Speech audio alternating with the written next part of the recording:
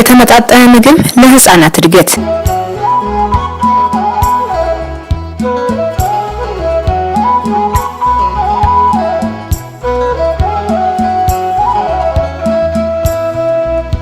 የሰቆጣ ቃል ኪዳን ፕሮግራም በሀገራችን በሰቆጣ በዋግምራ ከተማ በ2007 ዓ.ም ስራውን በይፋ የጀመረ ሲሆን በአሁኑ ወቅት ደግሞ ፕሮግራሙ በክልላችን በ133 ወረዳዎች በዞናችን ደግሞ በ10 ወረዳዎችን አካቶ ስራውን እየሰራ ይገኛል።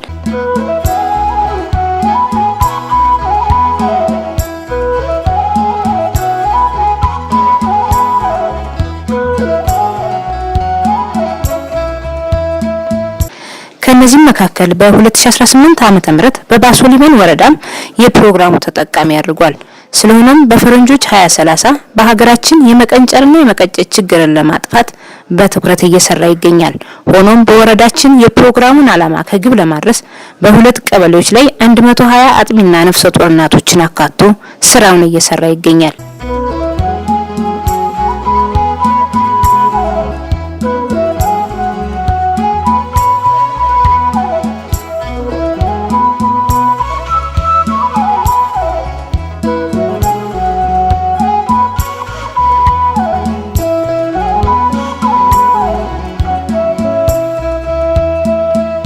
የፕሮግራሙ ተጠቃሚ የሆኑት የገለው ቀበሌ ነዋሪ ወይዘሮ ህዝባይሽ ቀለሜ እንደገለጹት በግብርና ልማት ጽሕፈት ቤት በሰቆጣ ቃል ኪዳን ፕሮግራም የበጀት ድጋፍ አማካኝነት የህፃናት የተመጣጠነ የምግብ አዘገጃጀት ዙሪያ ስልጠና ተሰጥቷል። ጠናውም ጥሩ የሆነ ግንዛቤ ከማግኘታችን በላይ በተግባር የተደገፈ በመሆኑ በልምድ ከምንመገበው ወጠን የተመጣጠነ ምግብ ለህፃናትና ለእናቶች መመገብ እንዳለብን ትምህርት ወስደናል ሲሉ እንዲህ ይገልጻሉ። እኔ ወይዘሮ ህዝባይሽ ቀለሜ ይባላለሁ። የመጣው ተየገለው ቀበሌ ተልዩ ወጥ ደንጋ ስልጠናውማ የህፃናት ገንፎ እንዴት እንደሚዘጋጅ ከአትክልት ተቀይ ስር ተንቁላል ከወተት ከተለያዩ ነገሮች ከቲማቲም እዛው ከዛ አቀናብራችሁ ህፃናት መግቡን ይተካል። ምን መግብ እኛ ቤታችን በተለመደው ዳቦ እንደዚህ ገንፎ ነገር አንሰጣቸውም። እንቁላል ነገር ታለም ያንን ይሄማ ልምድ ወሰርንበት እንግዲህ ማለት ነው። እኛ ቤታችን የምንጠቀም ሽሮ እንደዚህ በቃ ክክም ተሆነ ክክ አንድ አይነት ምግብ ነበር። አሁን ግን በቃ እዛው ታጓሯ አትክልት እዛው ከገንቢ ምግቦች ከክክ ከምስር በቃ ዛሬ ከተለያዩ ነገሮች የምግብ ቅንብርን አይተናል። እኔ በቃ ያለኝን እዛው ተጓሯ አትክልቴ እዛው እሰራለሁ። የሌለኝን ደግሞ ማለት ነው ያለኝን ሸጭ እየገዛሁ በአይነት አዘጋጅቼ ልጄንም እኔንም መገባለሁ ማለት ነው። እኛ እንዳገኙት ነበር። አሁን ግን እስከ 2 አመት ግድ ነው ያሉ ሲያሰለጥኑ። ስለዚህ ልጄን እኔ እስከ 2 አመት ባለ ከተለያዩ ነገሮች እዛው እንትን እያልኩ መግባታለሁ። የተቀናበረ ገንፎ እየመገብኳት ነው። 12 ዶሮ ነው ድጋፍ የተደረገልን። እነዚህንማ መጠለያቸውን ሰርተናል። መጠለያቸውን የሰራን እነሱ ባሉን ነው ባሳዩን መሰረት መጠለያቸውን የአልጋቸውን እንደ የኩስ መጣያቸውን ማደሪያቸውን መዋያቸው ደግሞ ሰፋ ያለ ሞቃታማ ቦታ ይሁን እንዳይቀዘቅዛቸው ደረቅ ነገሮችን ነስንሱላቸው። እንደ ስንዴ ገለባ ያለ እንዳበቅ ያለ ምግብ ደግሞ ሲሰጡ በጆጉ በባለ ጆሮ ጆክ አንዳንድ ተቀን 3 ስጧቸው። ውሃ በተለይ እንዳይለያቸው ይተባል። የተሰጠን እንቁላል ጣይ ናቸው። ለእንቁላልም ለስጋም ነው የሚያገለግሉ ነው ያሉ ለህፃናት እንዲሁም ለቤተሰብ ለሁሉ። አሁን ማለት ነው እነዛ ዶሮዎች እንግዲህ ሲመጡልኝ ጫጩቶችን እያስፈጠፈጥኩ እያስጣልኩ የስጋ የሚሆኑዎችን ለስጋ ለቤተሰብ አረጋለሁ ብዬ እኔ መክራቸዋለሁ። ያሉኝን ጎረቤቶችን ህፃናት እንዴት እንደሚያድጉ በስራ ስለሰለጠንኩ ሁሉን ነገር እነግራቸዋለሁ ብዬ አስባለሁ።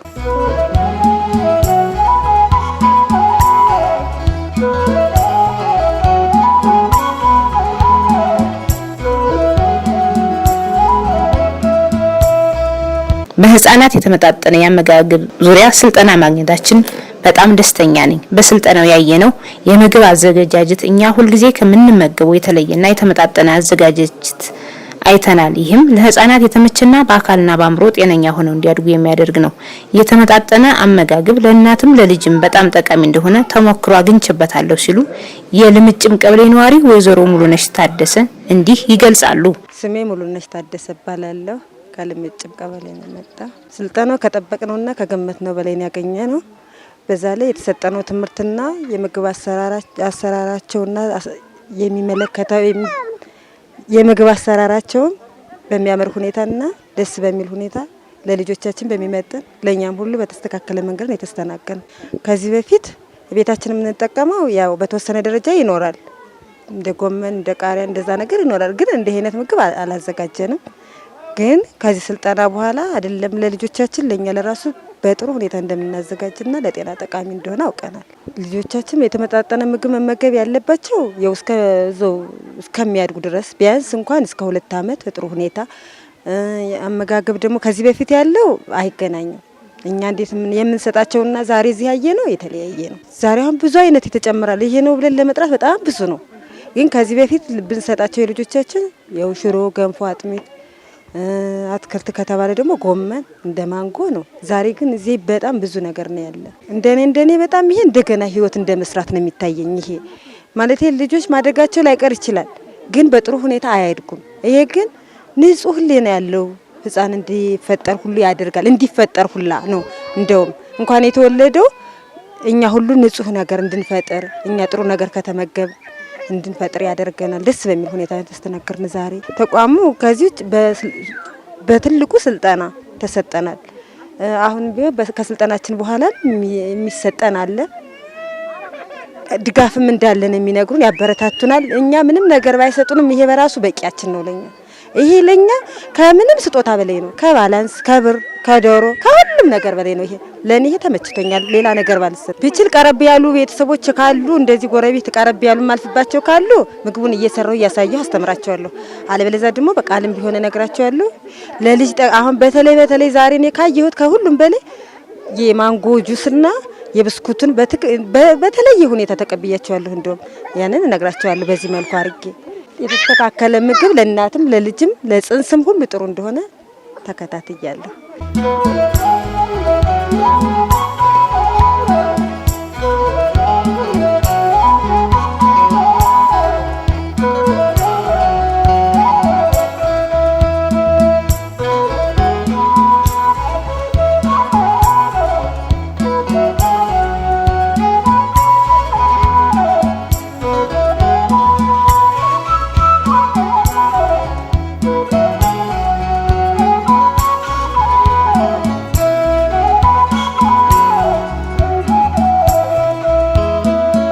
ሌላዋ የገለው ቀበሌ ነዋሪ እና የስልጠናው ተሳታፊ ወይዘሮ አያልነሽ ደሴ እንደገለጹት በህፃናት የተመጣጠነ አመጋገብ ዙሪያ ስልጠና መውሰዳችን ልጆቻችንን በአግባቡ መግበን እንድናሳድግ የሚያደርግ በመሆኑ ጥሩ ነው።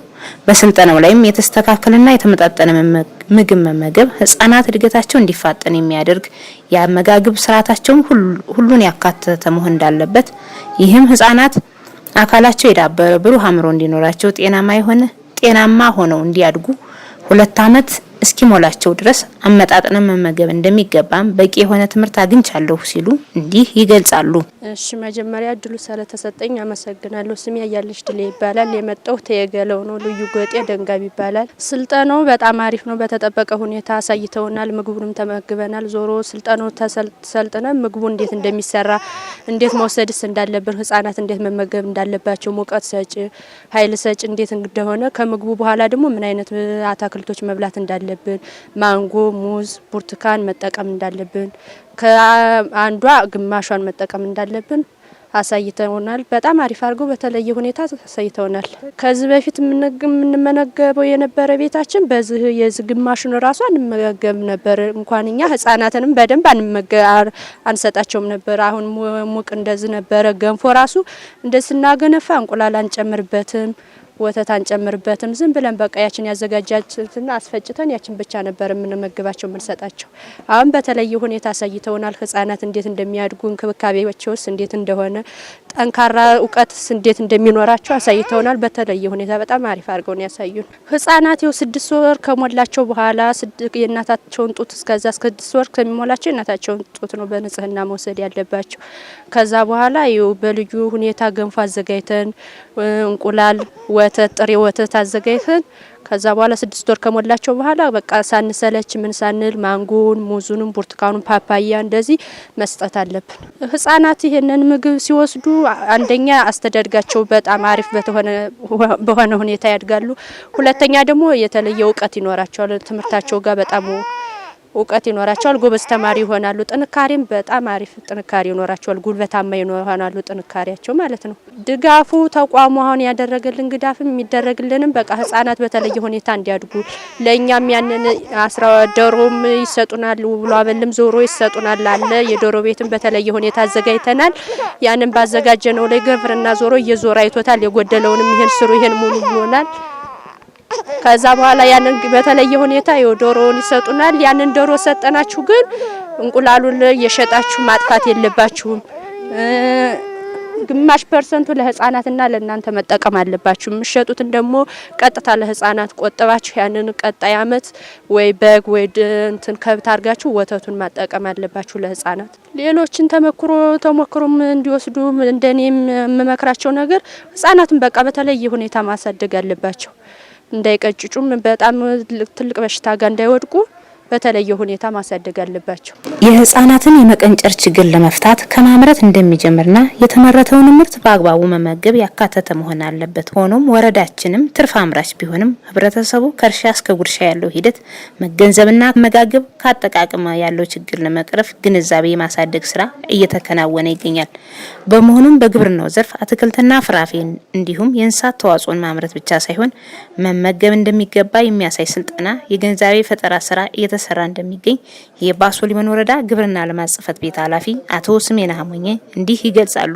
እሺ እኔም አመሰግናለሁ። ስሜና ሀሙኜ እባላለሁ። የባሶ ሊበን ወረዳ ግብርና ልማት ጽሕፈት ቤት ኃላፊ ነኝ። እንግዲህ የኛ ተቋም አጠቃላይ ተግባሩ ከእርሻ እስከ ጉርሻ ያለውን ነገር ነው የሚተገብር።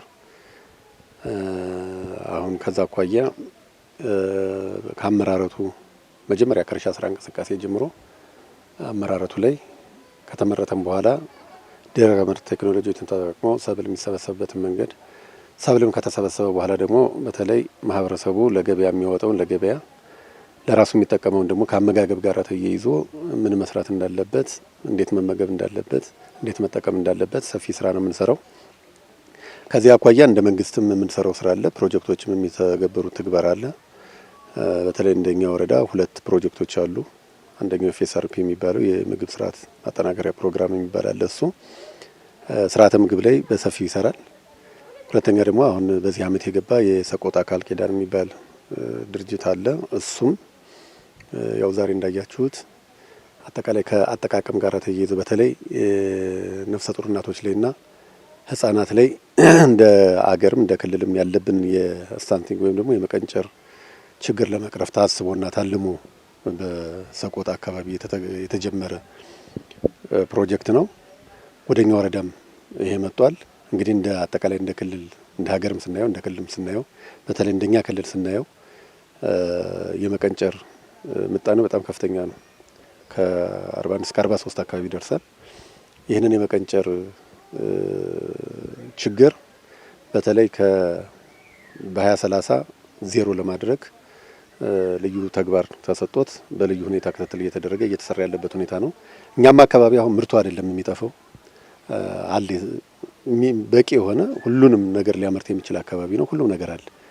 ግን ከአጠቃቀም ጋር ተያይዞ መሰረታዊ ችግር ስላለ ሰው አትክልት አልምቶ ገበያ ላይ ሸጦ ነው የሚሄደው። እንቁላል ሰብስቦ መጥቶ ሸጦ ነው የሚሄደው።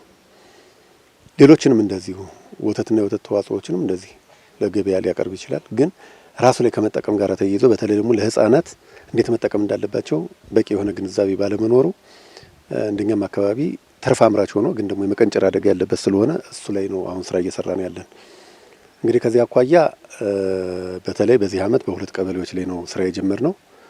እነዚህ 2 ቀበሌዎች ላይ በተለይም ደግሞ የመቀንጨር ችግር የሚፈጠረው ከመጀመሪያም ከእናት ሆድ ጀምሮ ስለሆነ ነፍሰ ጡር እናቶች ላይና ህፃናት ላይ ነው እየሰራን ያለነው። ስለዚህ ዛሬ አያችሁት አጠቃላይ እንዴት ልጆቻቸው እንዴት መመገብ እንዳለባቸው፣ ነፍሰ ጡር እናቶች እንዴት መመገብ መቻል እንዳለባቸው፣ ምን መመገብ እንዳለባቸው፣ መቼ መመገብ እንዳለባቸው፣ በጓሮ ዙሪያ ምን ማልማት እንዳለባቸው ነው ዛሬ ስልጠና ሲሰጥ ለ2 ቀን የተሰጠው ስልጠና። ይሄን መሰረት አድርገን እንግዲህ ቀበሌ ላይ ታች ድረስ የልማት ጣቢያ ሰራተኞቻችን የወረዳ ባለሙያዎችም እየሄዱ እየደገፉ ከአሰራር ጀምሮ እስከ አጠቃቀም ድረስ ያለውን ነገር በማሻሻል የመቀንጨርን ችግር እንደ ወረዳችን በ2030 ዜሮ ለማድረግ ስራ እየሰራን ነው ያለው። እንግዲህ ስልጠና ከወሰዱ እናቶች ያው ቅድም እንደተነጋገር ነው እዛ እነሱ ጋር የነገርናቸው አንደኛ ሰልጥኖ መሄድ ብቻ አይደለም አሁን የሚፈልገው የሰለጠኑትን ነገር በተግባር መዋል ነው።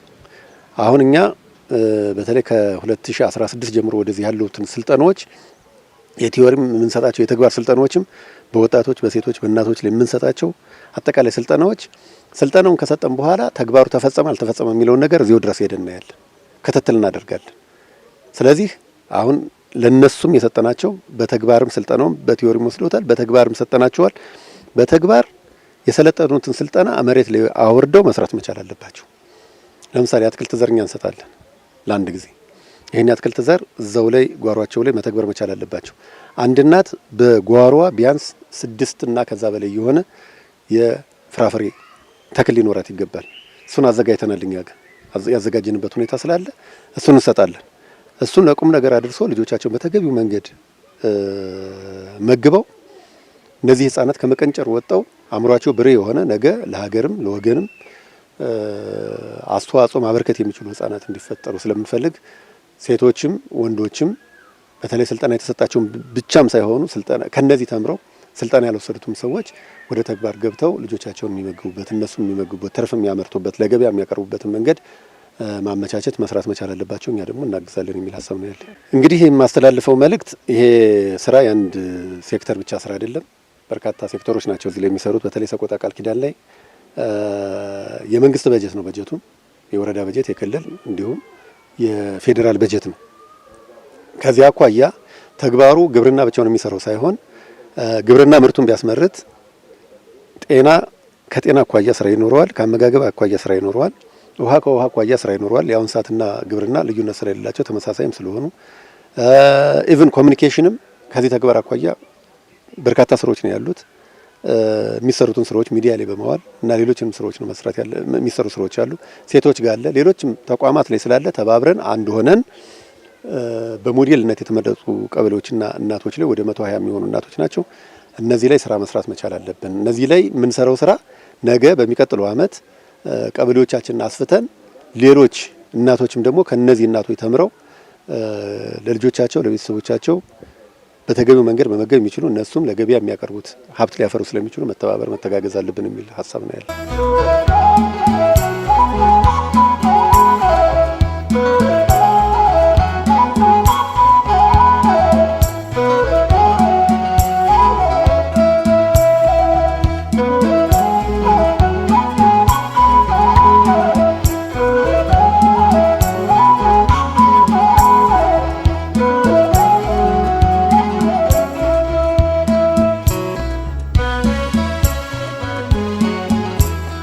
የባሶ ሊበን ወረዳ የሰቆጣ ቃል ኪዳን ፕሮግራም አስተባባሪ አቶ አቤ ባይለየ እንደገለጹት ፕሮግራሙ በ2030 የህፃናትን የመቀንጨር ችግር ለመቅረፍ በሀገር አቀፍ ደረጃ እየሰራ ነው። በመሆኑም በወረዳችንም 2 ቀበሌዎች በማቀፍ 120 እናቶች ድጋፍ አድርጓል። የስርዓተ ምግብ የአመለካከት ችግር ለመቅረፍ ህብረተሰቡ አትክልትና እንስሳት ተዋጽኦን አምርተው መመገብ እንዲችሉ በተግባር የተደገፈ ስልጠና እየተሰጠ ነው ብለዋል። እሺ፣ ስሜ አቤ ባይለየ ይባላል። የባሶ ሊበን ወረዳ የሰቆጣ ቃል ኪዳን ፕሮግራም አስተባባሪ ነው። እንግዲህ የሰቆጣ ቃል ኪዳን ድርጅት ወደ ወረዳችን በዚህ በ2018 የገባ ፕሮግራም ሲሆን በዋናነት አላማው በተለይ በ2030 በፈረንጆች አቆጣጠር ወይ ደግሞ በእኛ በ2022 በሀገር አቀፍ ደረጃ በጣም አስቸጋሪ ነው ተብሎ የሚታሰበውን በምግብ በተመጣጠነ ምግብ ችግር የሚመጣውን የመቀንጨር ችግር ዜሮ አድርጋለሁ ብሎ የተነሳ ፕሮግራም ነው። እንግዲህ በወረዳችንም በተለይ ስራ የሚሰራው በአንድ ሴክተር ብቻ ሳይሆን ብዙ ሴክተሮች በአንድ ላይ የሚሰሩት ተግባር ነው። በዋናነት እነዚህ ሴክተሮች በጋራ በመሆን ይህንን የመቀንጨር ችግር ለማጥፋት በዋናነት እየሰሩ ያሉበት ሁኔታ ነው ያለው። እንግዲህ በዚህ አመት እንደ መግባቱ መጠን አሁን እንሰራለን ብለን የያዝ ነው በ2 ቀበሌዎች ላይ ነው። ፓይሌት ቀበሌዎች ላይ 2 ቀበሌዎች ላይ እንሰራለን ብለን ወደ ተግባር ገብተናል። በዚህም እንግዲህ በተለይ ታርጌትድ ግሩፖች ወይ ደግሞ በጣም ይሰራባቸዋል ተብሎ የሚታሰቡት የህብረተሰብ ክፍሎች እናቶች ላይና ነፍሰ ጡር እናቶችና አጥቢ እናቶች ላይ ነው። ስለዚህ በእነዚህ በ2 ቀበሌዎች 120 እናቶችን በመምረጥ በእነሱ ላይ ለውጥ ለማምጣት በዋናነት እየሰራ ያለበት ሁኔታ ነው ያለ። ነገር ግን በሌሎች ቀበሌዎችም እንደ ጤና እና ሌሎች እንደ ግብርና አይነት ታርጌት አድርገው ባይሰሩም በዋናነት እየሰሩ ያሉበት ሁኔታ ነው ያለ። ግን ሌሎች ሴክተሮች ርብርብ በማድረግ በዋናነት እነዚህ 2 ቀበሌዎችና 120 እናቶች ላይ ተግባሩን በሰፊው በመስራት ለውጥ ለማምጣት እየጠርን ያለንበት ሁኔታ ነው። እንግዲህ በዛሬው ዕለት በተለይ ይህን የስርዓተ ምግብ ችግር እንቀርፋለን ሲባል በአርሶ አደሩ ዘንድ በእናቶች ዘንድ ያለውን የአመለካከት ችግር በተለይ ስለ ስርዓተ ምግብ ያለውን የአመለካከት ችግር መቅረፍ ነው። ስለዚህ በዛሬው ዕለት እንግዲህ ግብርና ጽሕፈት ቤት ለነዚህ ለተመረጡ እናቶች በዋናነት ስለ አትክልት አመራረት እንግዲህ የተመጣጠነ ምግብ እንብላ ይብሉ ከተባለ እናቶችና ነፍሰ ጡር እናቶችና ህጻናት በዋናነት ማምረት አለባቸው። ማምረት ያለባቸው ደግሞ የመጀመሪያው የአትክልት፣ ሁለተኛው ፍራፍሬ፣ ሶስተኛው እነዚህ የእንስሳት ተዋጽኦችን ማምረት መቻል አለባቸው። ስለዚህ እነዚህን እንዴት ያመርታሉ? አትክልት እንዴት ነው መመረት ያለበት? ፍራፍሬ እንዴት ነው መመረት ያለበት? ሌሎች ሰብሎችም እንዴት ነው መመረት ያለባቸው? ይህን ደግሞ እንዴት አድርገው ነው አስተሳስረው መመገብ ያለባቸው የሚለውን በግንዛቤ ፈጠራ ስራ የተሰራበት ሁኔታ ነው ያለ። ጎን ለጎን ደግሞ በተግባር ይህንን አዘጋጅተው ህጻናትንም እየመገቡ እነሱም እየተመገቡ ያሉበት ሁኔታ ነው ያለና በዛሬው ዕለት ይህን ፕሮግራም ነው ያካሄድነው። የግንዛቤ ፈጠራ ተፈጠረላቸው። ጎን ለጎን ደግሞ ያንን አዘጋጅተው እንዲመገቡ ያደረግንበት ሁኔታ ነው ያለ ማለት ነው። እንግዲህ በቀጣይ ዛሬ የሰለጠኑትን ስልጠና ወደ ተግባር መቀየር መቻል አለባቸው። ዛሬ ስለ አትክልትና ፍራፍሬ ከሰለጠኑ፣ ዛሬ ስለ ዶሮ እርባታ ከሰለጠኑ፣ ዛሬ ስለ ሰብል ልማት ከሰለጠኑ ነገ ላይ ደግሞ ይህን የሰለጠኑትን ስልጠና መሬት አስነክተውታል አላስነኩትም። ከዛ ተረፈ ደግሞ ያመረቱት ምርት ደግሞ እየመገቡና እየተመገቡ ነው፣ ህጻናትን እየመገቡ ነው፣ እነሱም እየተመገቡ ነው የሚለውን በዋናነት ክትትልና ድጋፍ ያደርጋል ሴክተሩ እንደ ሴክተር። ፕሮግራሙ እንደ ፕሮግራም ደግሞ ራሱን የቻለ ቴክኒካል ኮሚቴ አለው። ይሄ ቴክኒካል ኮሚቴ ታች ድረስ በመውረድ ይህንን ቸክ የማድረግ የመደገፍ ሁሉም በየሙያው የመደገፍና ቸክ የማድረግ ስራ ይሰራል ተብሎ ይታሰባል። እንግዲህ የኛ አካባቢ አመጋገብ ስራ ሲታይ ይህን ያክል በምርት ደረጃ ምንም ችግር የለብንም። እንደ ወረዳችን የማይመረት የምርት አይነት የለም። ፍራፍሬ ይመረታል፣ አትክልት ይመረታል፣ የእንስሳት ተዋጽኦ በአይነት አለ። ነገር ግን ይህን አቀናጅቶ የመመገብ ልምዱ በጣም አነስተኛ ነው። ስለዚህ የዛሬው ስልጠና ይህን ችግር ይቀርፋል ብለን እናስባለን። ዛሬ ስለ ልማት ብቻ አይደለም የሰጠነ፣ ስለ አመጋገብ ፕራክቲካሊ ያሳይተናቸዋል። ስለዚህ አሁን ያለውን የስርዓተ ምግብ ችግር በዋናነት ይቀርፍልናልና ፕሮግራሙ የያዘውን ግብ ይመታልናል ብለን እናስባለን። ይህን እንግዲህ ቀጣይ እየተከታተልና ለውጡን የምንገመግምበት የምናይበት ሁኔታ ይፈጠራል የሚል እምነት አለኝ። እንግዲህ የማስተላልፈው መልእክት የስርዓተ ምግብ ችግርን ቀርፈን ይህም በተለይ በሀገር አቀፍ ደረጃ ችግር የሆነውን የመቀንጨር ችግር እንፍታ ካልነ 2 ቀበሌ ላይ ብቻ ሰርተን አይደለም ልንለውጥ የምንችል። ሁሉም የማህበረሰባችን ክፍል የምግብ ስርዓቱን ማሻሻል መቻል አለበት የሚል እምነት አለ። 2 ቀበሌዎች ላይ ብቻ ሰርተን እንደ ወረዳ የገጠመን ችግር እንቀርፋለን ተብሎ አይታሰብ። ስለዚህ ሁሉም ያመረተውን ምርት አመጣጥኖ አዘጋጅቶ መመገብ መቻል አለበት። ምርቱ አለ ቅድም እንዳልኩት። ይህን ምርት ግን ሁሉም በየቀበሌው ሁሉም ነፍሰ ጡር እናቶች፣ ሁሉም ከ2 ዓመት በላይ የሆኑ 2 ዓመት በታች የሆኑ ህጻናት ይህንን መመገብ መቻል አለባቸው። ያለውን ምግብ ያለውን ምርት በደንብ አዘጋጅተው መመገብ መቻል አለባቸው የሚል እምነት ነው ያለኝ። ቀጣይ ይህንን እያሰፋን የምንሄድበት ሁኔታ ይኖራል የሚል እምነት ነው ያለኝ።